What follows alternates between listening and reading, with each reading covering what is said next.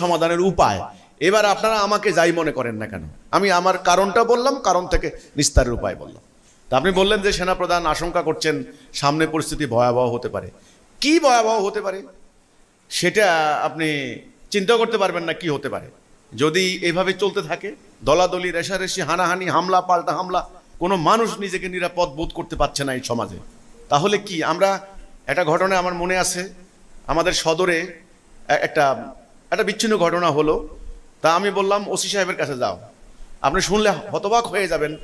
OC সাহেব বলছেন, ভাই আমরা নিজেরাই তো নিরাপত্তাহীনতার মধ্যে আছি, আতঙ্কে আছি, আপনাদেরকে কিসের নিরাপত্তা দিব ভাই, সাবধানে থাকেন। তবে ওই ঘটনা লিখে দিয়ে যান, দেখি আমি দারোগা পাঠাইয়া তদন্ত করে দেখবনি কি হয়। তবে ভাই কিছু করতে পারবো বলে নিশ্চয়তা দিতে পারছি না ভাই। এই হচ্ছে ভারপ্রাপ্ত কর্মকর্তার বক্তব্য। তো কাজে এখানে আপনি কে নিরাপদ, পরিস্থিতি তো হবেই খারাপ। এখন এখান থেকে বাঁচার উপায় কি সেটা নিয়ে আমি আমার পরবর্তী প্রশ্নের উত্তর দেবো ইনশাল্লাহ।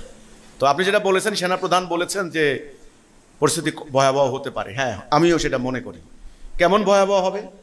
হতে পারে বৈদেশিক আগ্রাসন, হতে পারে গৃহযুদ্ধ, হতে পারে দ্রব্যমূল্যের এমন ঊর্ধ্বগতি মানুষ কিনতে পারবে না, না খেয়ে মারা যাবে মানুষ, এমনও হতে পারে। হতে পারে যদি এটা চলতে থাকে।